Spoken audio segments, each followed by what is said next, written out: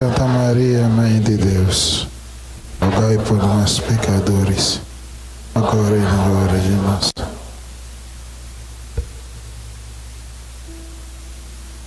Nossa Senhora Aparecida, vamos sentar. Depois desse momento de nós sentirmos filhos, Maria, nossa mãe, mãe dos fiéis, belíssimo momento de só agradecendo a Deus, que não sentiu a beleza desse momento conduzido por irmã, acho que perdeu e não tem como voltar atrás. Desculpe, passou. Se for quando a gente era jovem, meio maluco, diz, perdeu o otário. Mas agora já é comportado,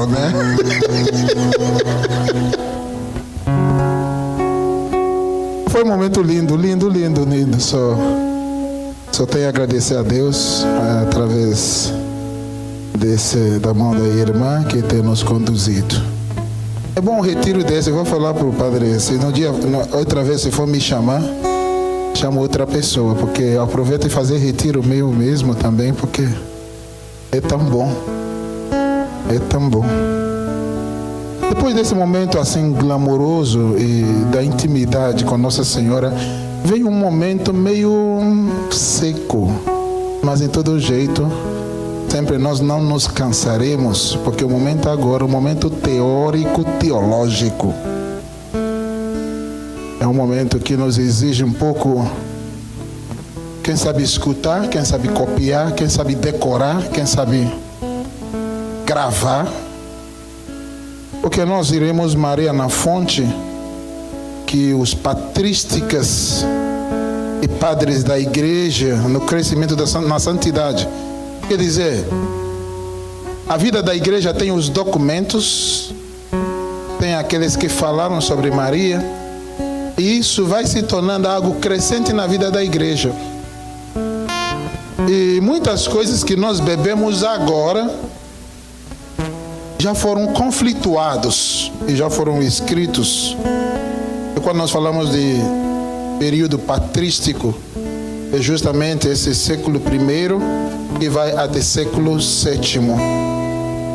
No Ocidente começa com Isidoro, 570, e no Oriente com João Damasceno, 750. Então entraremos numa reflexão histórica da vida da igreja e algumas coisas que já tínhamos ouvido, voltaremos a ouvir, mas não meramente como uma definição, mas como algo que foi combatido. O que quer dizer com isso? Que em algum determinado momento tudo que nós falamos sobre a Nossa Senhora não foi aceito. E alguns períodos começam a surgir algumas cabeças que começaram a ensinar coisas contrárias, ao qual na teologia nós chamamos os hereges, que traziam consigo o ensinamento de heresias. Heresias são ensinamentos que parecem verdade, mas não é verdade. E tinha um professor de patrística, Padre Oscar Duque, Deus o tenha, morreu no início desse ano, em Bogotá. Ele era supliciano, mas no nosso seminário era uma referência para todos os nós que ali passou, devido a essa fidelidade e amor dele pelo sacerdócio. E mesmo aquele homem, naquela sua idade de 80 e poucos anos, chegava na capela, ele é primeiro de que chegava na capela e sentava, e alguma vez até dormindo, enquanto estamos rezando. E quando ele acordava, se você está ao seu lado, ele vira para você, menino, parece que eu dormi. Aí você diz, padre, o senhor dormiu. Ele diz, nosso Senhor entende. É tão bom que a gente olhava nele vendo o cansaço, vendo idade. Também ele passou por grandes doenças que fez com que os seus 82 anos não tinha vigor de uma pessoa normal de 82 anos, mas um pouco frágil, mas sempre presente. E ele foi o nosso padre de patrística. Alguma vez dando aula, ele para e começa a dormir também. E quando ele acorda, ele pergunta onde que eu parei e dava continuidade.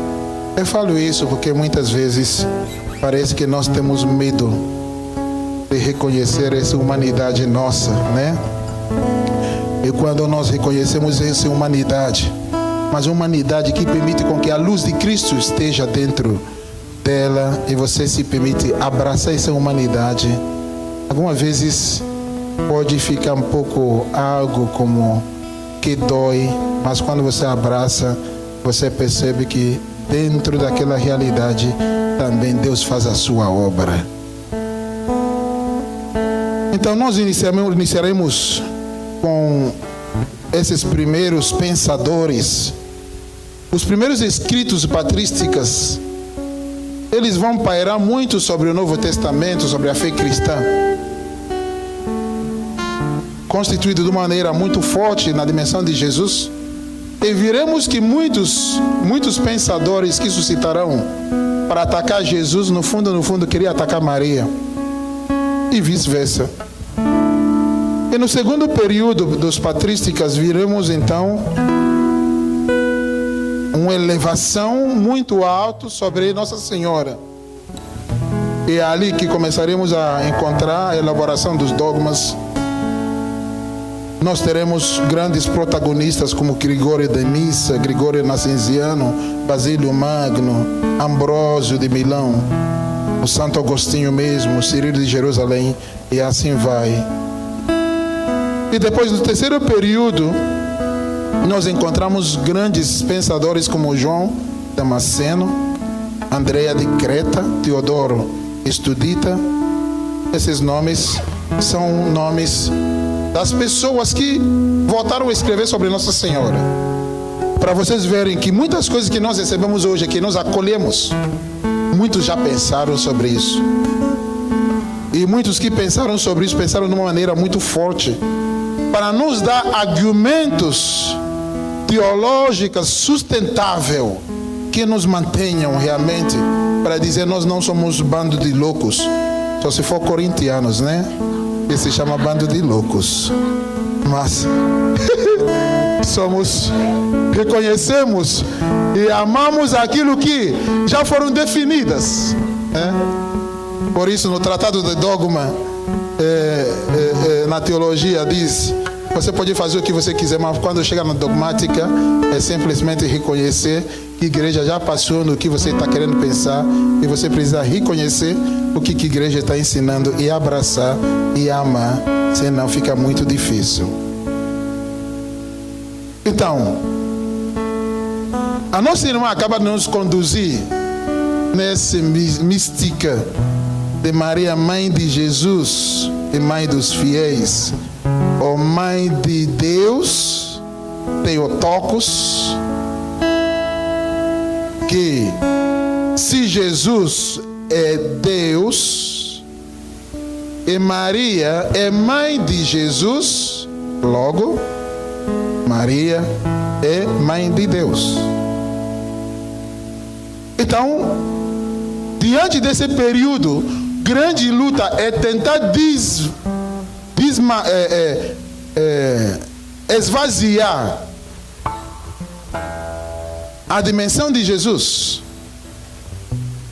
para dizer que Maria concebeu um homem normal, que depois se tornou Deus pós-pascal.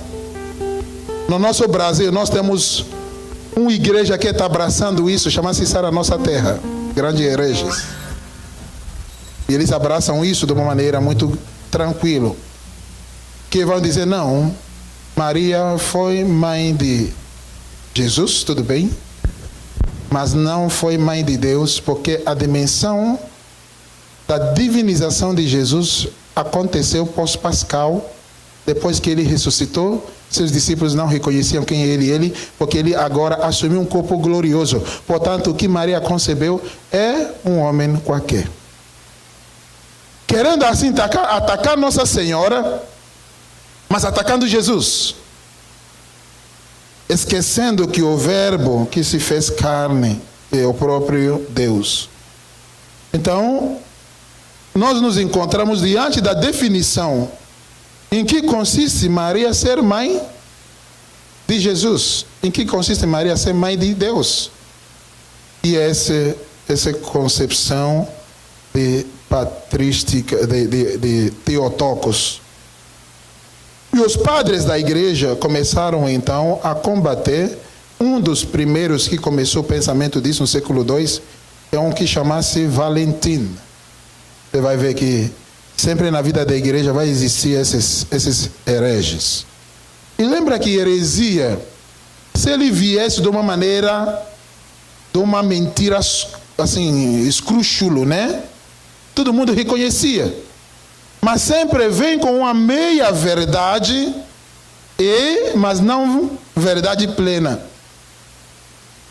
Então, no século II, Valentino é o primeiro a adaptar as suas doutrinas de gnose.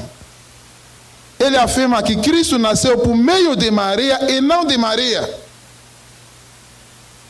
Na verdade, os judeus inventaram que a mãe de Jesus foi expulsa por carpinteiro por ter sido culpado de adultério com o soldado chamado Pantera. Está percebendo?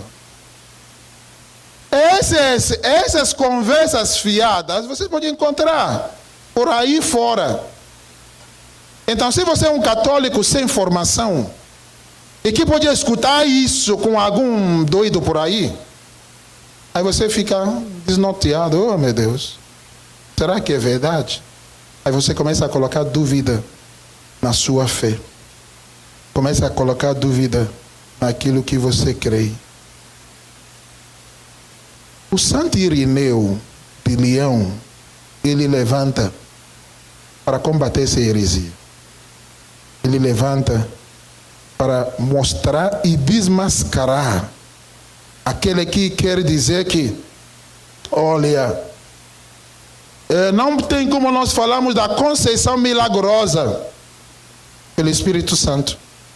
Aquilo que contemplávamos, o Espírito Santo virá sobre ti e o poder do Altíssimo te cobrirá com sua sombra. Então, tenta esvaziar isso para dizer que também Isabel concebeu em velhice, então poderia ter ocorrido com Maria uma concepção, e ainda pior, aí entra sacrilégio. Um sacrilégio. Como se Nossa Senhora não for fiel ao São José, como se fosse um engano ao São José, por isso que ela acaba concebendo sem o consentimento de São José. Depois surgiu um outro Marcião que mutilou o Evangelho de Lucas, eliminando tudo o que se refere à geração do Senhor. Jesus, aquela genealogia, né? Concebeu e dá a luz, aquele que será chamado Jesus de Maria.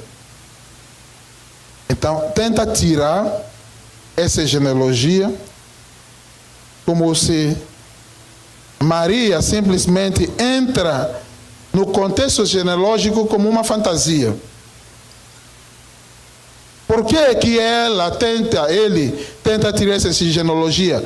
Para que acabasse com a linhagem de Jessé. Porque quando você tem a dimensão da humanidade de Jesus provado, da sua descendência, Jesus tem endereço, então Jesus não poderia ser concebido como um anjo que caiu do céu.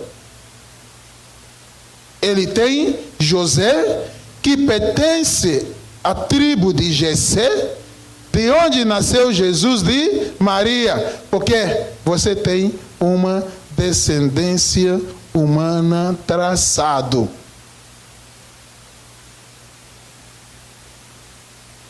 Por isso que os discípulos de Marcião diziam que Cristo teve carne verdadeira, mas não celestial. Lembre na contemplação da irmã, onde ela nos conduzia para experimentemos que o corpo de Cristo vem de Maria, Porque o Verbo se fez carne e habitou no nosso meio, carregando consigo essa humanidade, a carne físico de Maria. Nós assemelhamos-nos à nossa mãe. Não sei se vocês estão prestando atenção, porque cada momento vai se ligando com o outro. Então, se eu nego a dimensão de corporeidade de Jesus, estou negando que ele meramente não tem nada de Maria. E se eu reconheço a corporeidade de Jesus, eu estou dizendo que esse Verbo encarnado recebe a dimensão da carne através de Maria.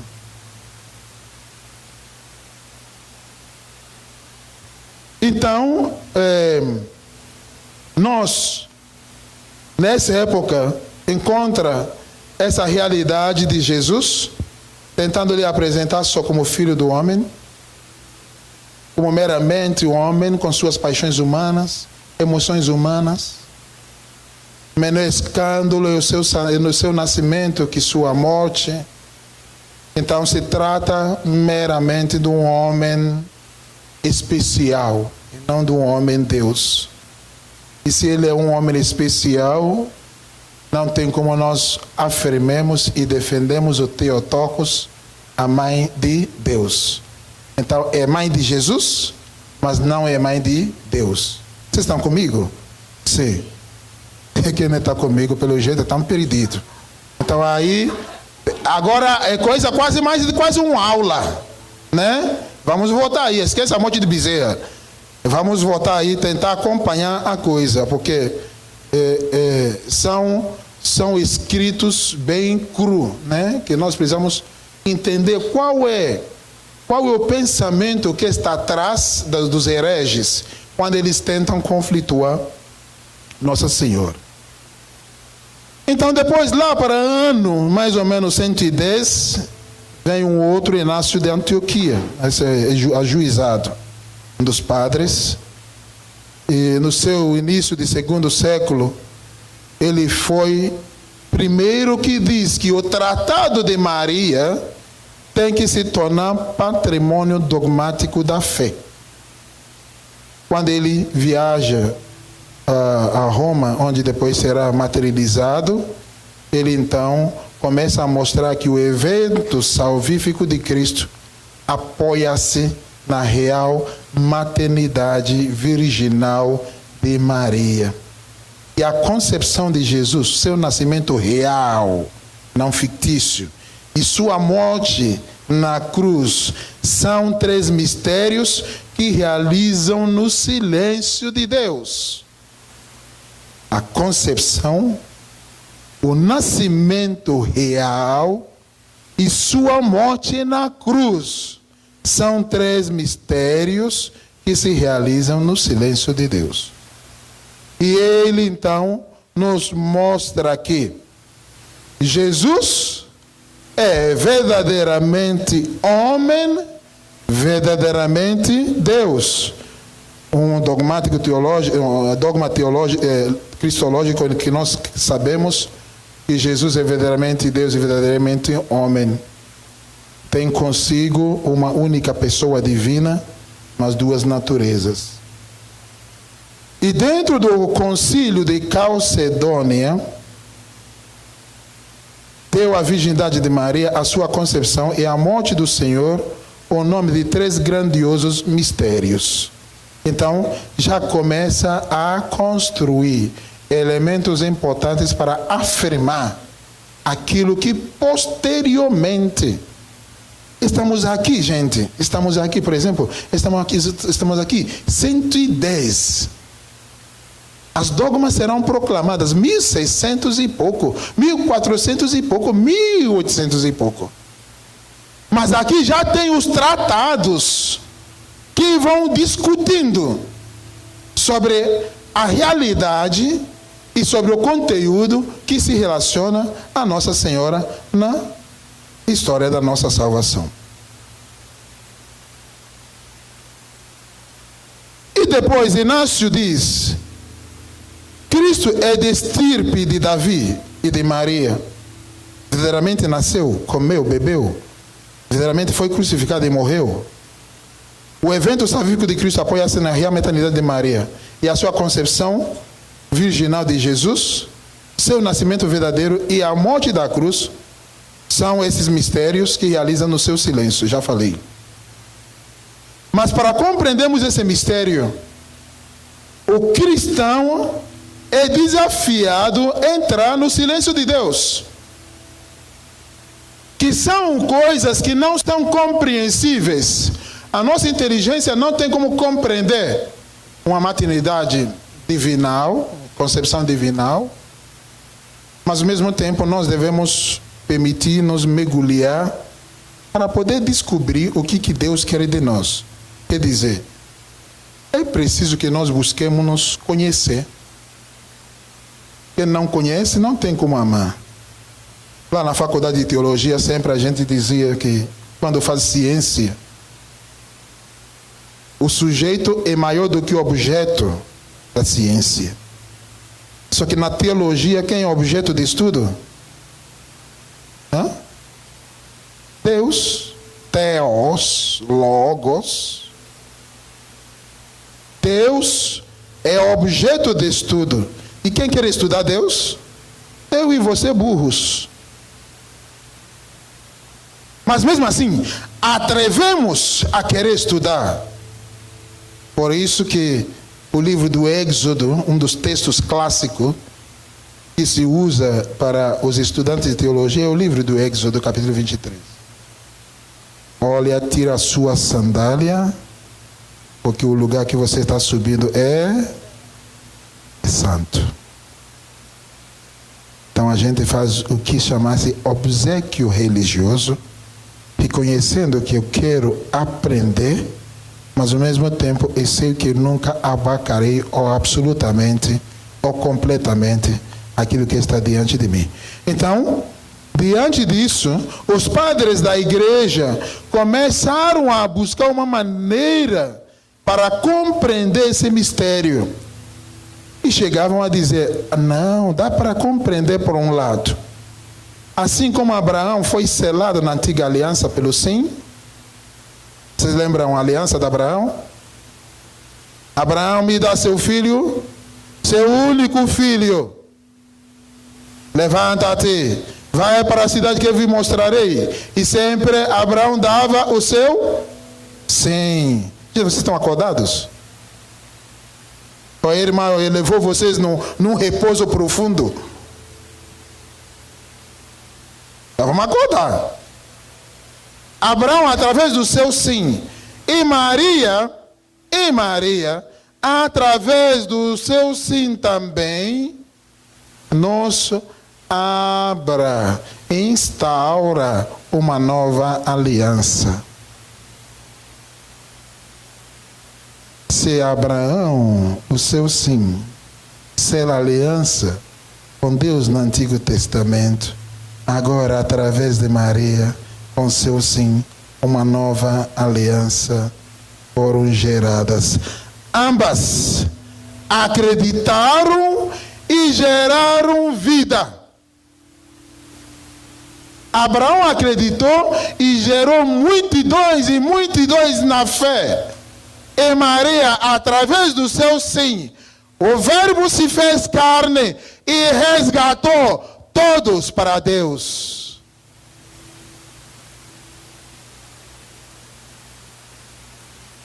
Aí nasce uma outra heresia, docentismo. Não é doce, não. Docentismo. Dizia, não, mas o Salvador não teve verdadeiro corpo humano.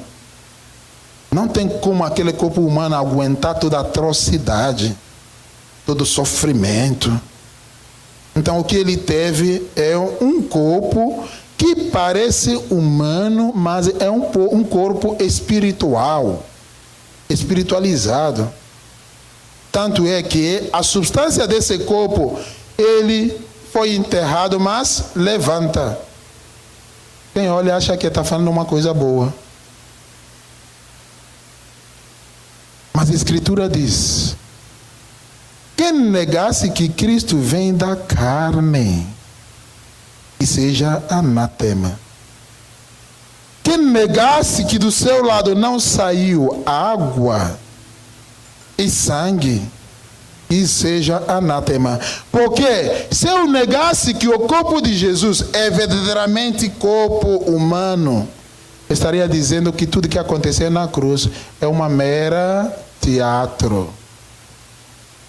Fingiu, depois virou um super-homem. Oh!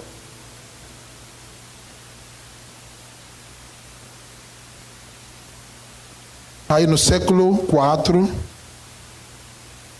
os padres orientais se posicionam com firmeza, afirmando que Jesus verdadeiramente nasceu de Maria e Jesus, nascido de Maria, é Deus, e do seu corpo, da sua natureza humana, esgotou, é igual a nós em tudo. Quer dizer, é igual a nós em tudo, menos no pecado, que eu já coloquei na minha reflexão pela manhã.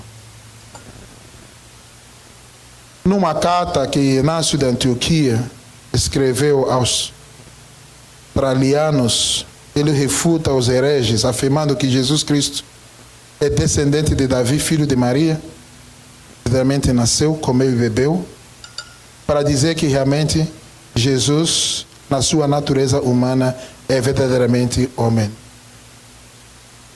Por isso, o nosso Deus, Jesus Cristo, segundo a economia de Deus, foi levado no seio de Maria, da descendência de Davi, do Espírito Santo.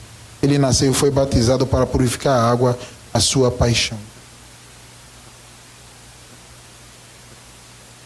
Depois nós encontraremos então o assunto de Maria nos padres apologistas, os propostos apostólicos até o Concílio de Niceia, 325.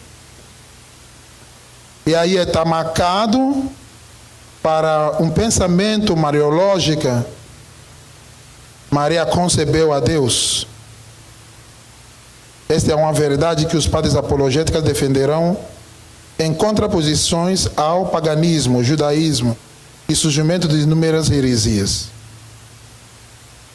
Um precioso literatura apologético conhecido como a Carta a Diogneto mostra a iniciativa divina na obra da salvação e a superioridade do cristianismo em relação ao paganismo e ao judaísmo. Vamos aí. Você sabe que se fala que os judeus não são os nossos irmãos mais velhos, né?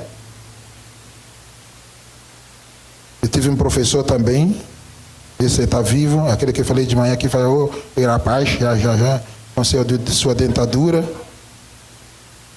E é canadense, Padre André Moffat.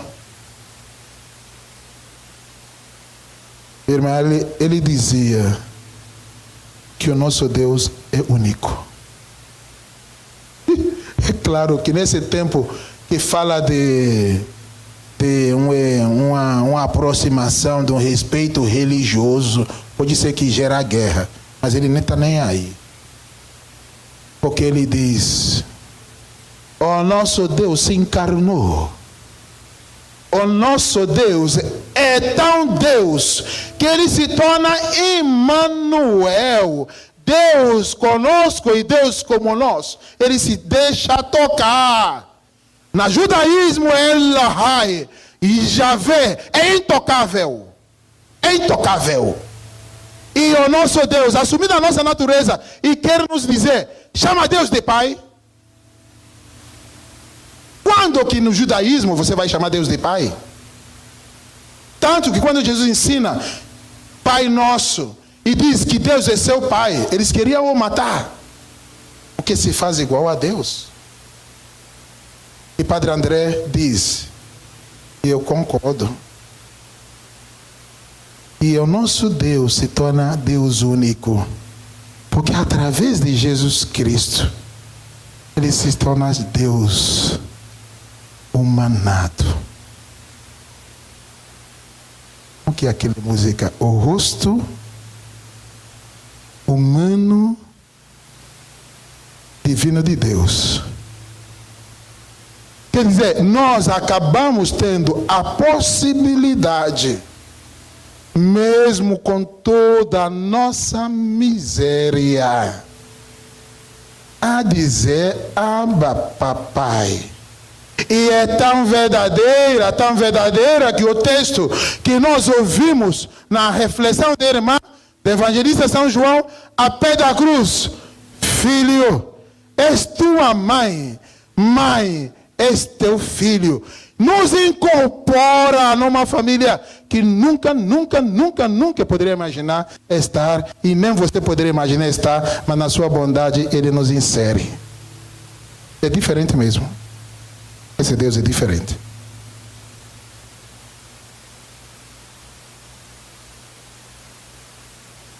Então, essa dimensão que Deus ninguém jamais se viu, a não ser o seu Filho, que Ele vou revelar. E esse Filho diz: não vos chama mais servos, vos chamo amigos, porque vos dei a conhecer tudo que eu vi do meu Pai. E esse Pai que é Deus, quis submeter toda a sua grandeza. Quem está nos dizendo isso, queridos, é os padres pós-apostólicos, que submeter toda a sua grandeza a uma criatura, chamasse Maria, como Deus que tudo pode, suplica e pede a permissão de uma mulher para realizar seu prodígio. É um relacionamento assim bem gostoso. Eu confesso que, sinceramente, esse momento, essa música que foi cantada, eu nunca ouvi na minha vida, essa música. Mas é uma coisa formidável. Porque sentir-se abraçado por Maria e sentir-se amor de Maria, eu creio que nos faz sentirmos como é amor de Deus. Porque no fundo, essa dimensão de um Deus distante, acabamos vivenciando. E eu ainda, na minha cultura um pouco mais machista, né? Você sabia que eu nunca brinquei com meu pai? Nunca. Coisa horrorosa. É no Brasil que eu vi que o filho pode brincar com o pai. É uma autoridade que não se toca. Que entra em casa, eu sumo. Que faz?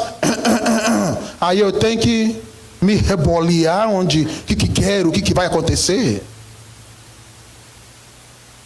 Mas a caminho com minha mãe totalmente sempre é uma abertura serena.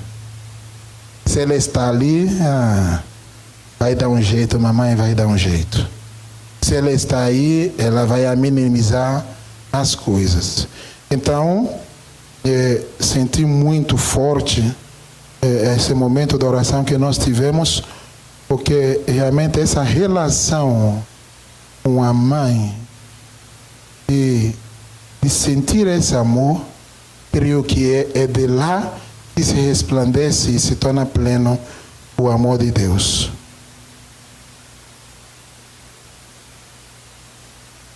São Justino de Roma, 165, em 1605, 165, defendeu essa concepção virginal de Maria. E ele vai dizer assim: Deus se fez homem de Maria. Justino não mostra interesse em ressaltar o papel redentor da Virgem, aquele que o padre Leonel tinha comentado como corredentora. Sabemos que é um tema que ainda dentro da teologia está cozinhando a Marivela. Já tem quase conclusões teológicas prontas, mas ainda ninguém tem coragem. Esperávamos que João Paulo II faria isso no seu pontificado, quando lançou mais os outros mistérios, para dizer que essa corredentora, o que falta é dizer qual o nível dessa corredentora. Sabemos que, através de Santa Maria, a ação de Deus se planifica, ou claro, uma ação independente daquilo que Maria é, porque Deus é Deus, mas quis com que essa mulher, essa nossa mãe, Maria Santíssima, tenha uma participação muito grande. Mas como poderia fixar isso para que não viola a exclusividade da obra redentora de Cristo? Vocês estão comigo? Agora sim. Mas é algo que a igreja ainda está cozinhando. Pode ser que na nossa geração esse dogma não chega a ser declarado no nosso tempo, quem sabe os futuros, mas já desde aqui já vai construindo, vai trabalhando isso para mostrar que a presença de Maria estava muito presente na vida de Cristo, tão estreita que ela é corredentora. E aí entra outros problemas teológicos, mas o sangue derramado na cruz é sangue de Cristo, sem dúvida. Mas assim, é um caminho um pouco lento que a igreja vai caminhando para poder definir as coisas. Depois, a Virgem Maria, no pensamento de Irineu de Leão, Irineu traz um pensamento de caráter soterológico, de consentimento de Maria no momento da anunciação, que é um plano de Deus salvar a humanidade, e esse plano de Deus esperava o sim de Maria, e através desse sim de Maria nós temos uma participação objetiva, que não é só de encarnação, mas que irá até a redenção. É isso que acabei de falar agora, que ainda nós não temos. Os ortodoxos, o rito bizantinos, estão muito mais próximo para que esse dogma pudesse ser declarado mais do que nós do rito latino, né? Do rito romano. Pois bem, depois nós chegamos ao Edito de Milão, segundo período de patrística, 303, onde começou então a liberdade do culto. O imperador começa a liberar o culto. E aí vem alguns heresias, arianismo, nestorianismo, pneumatologos, monofismo e etc, etc. Essas heresias são heresias mais de ataque a Jesus, mas no mesmo tempo acaba atacando a Nossa Senhora. Alguns dogmas nascem com os nossos patrísticos.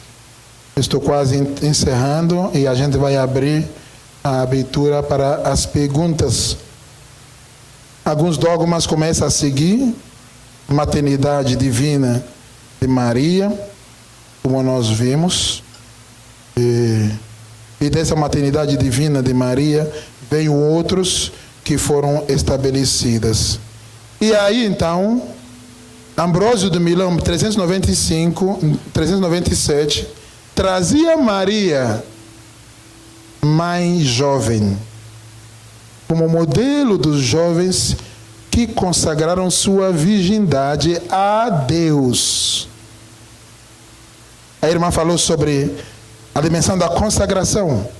Lá 397, já falava Ambrósio de Milão que Nossa Senhora é um modelo para os jovens que vão consagrar a sua virgindade a Deus. A vida de Maria representa para vós a imagem da virgindade. Nela refúgio como um espelho a beleza da castidade e os modelos das virtudes. Quer dizer, é nela que os jovens olham a beleza de Maria, a sua virtude, a sua limpeza, a sua pureza.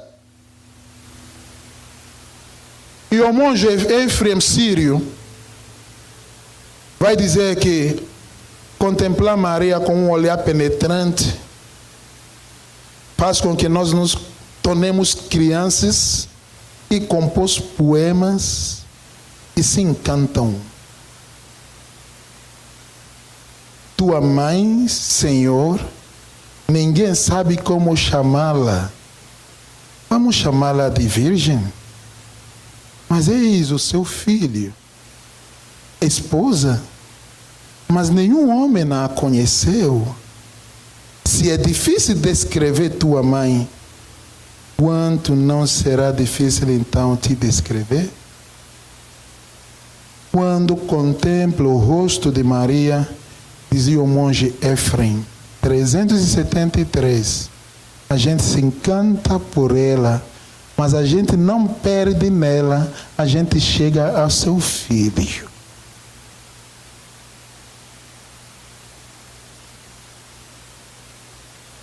E depois, 394, vem outro poema de Gregório de Nissa. Alegra-te, tu que tens o favor de Deus, o Senhor está contigo. De ti nasceu aquele que é perfeito em dignidade, e no qual reside a plenitude da divindade. Alegra-te, tu que tens o favor de Deus, o Senhor está contigo. Como a serva ou rei, com a imaculada, ele que santifica o universo, com a bela, o mais belo dos fiéis dos homens, para salvar o homem feito à sua imagem.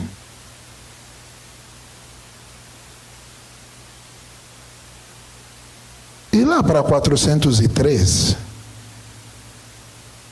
começa então uma devoção um pouco mais intensa sobre Nossa Senhora, o reconhecimento daquilo que ela é.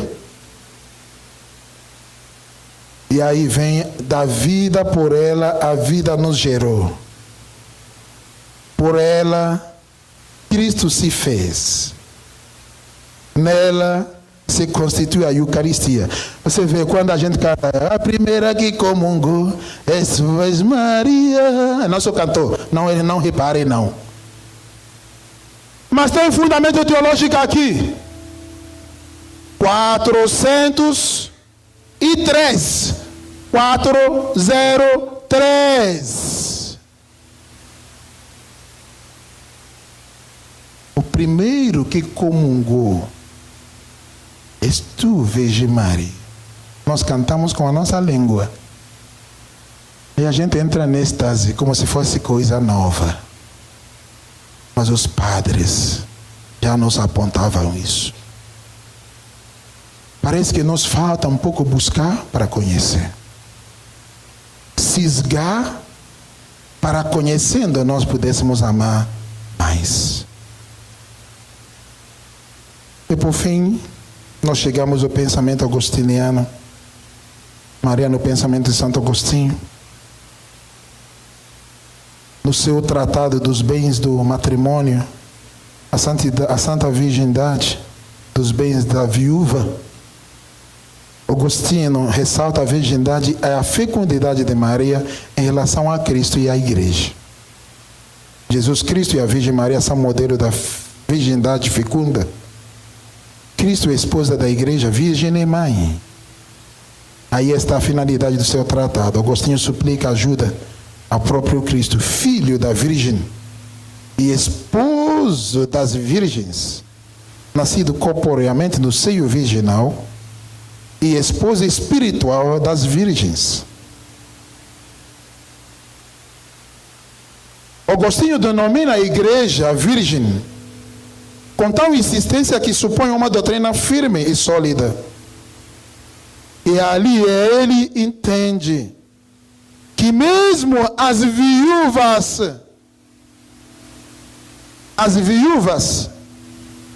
que muitas vezes acham que o mundo já acabou, que não tem mais nada na vida a fazer, que também se tornam fecundas e Maria, na sua virgindade fecunda, porque a virgindade não é estéril. A virgindade não é estéril. A virgindade é fecunda porque gera fé, porque gera louvor, porque gera graça.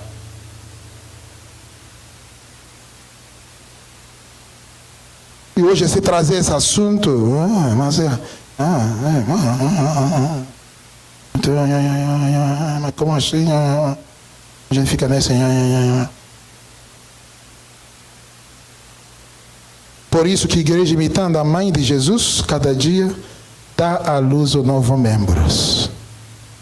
Maria deu à luz a Cristo, e através dos seus membros, que somos nós, demos à luz novos membros. E ela vai dizer: essa virgindade da igreja consiste em a perfeita integridade da fé, esperança e da caridade. Quem é minha mãe? Quem são meus irmãos? Ele tenta apontar naquele texto que muitas vezes os crentes usam para denigrir a imagem de Nossa Senhora ou combater a sua virgindade. Segundo Agostinho, o ensinamento de Jesus é um convite a antepor o parentesco espiritual ao parentesco carnal. As bem-aventuradas são aqueles que seguem a doutrina e os exemplos dele. Quem são meu pai? Quem são minha mãe? Quem são meus irmãos? Esses que ouvem a palavra de Deus e põem em prática, esses sim são minha mãe, meus irmãos e minhas irmãs. E amados irmãos e irmãs em Cristo, que mais? Ouvir a palavra de Deus? E que mais diz o seu sim, o seu fiat?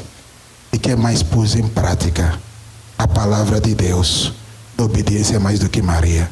Ninguém. Ave Maria, cheia de graça, o Senhor é convosco.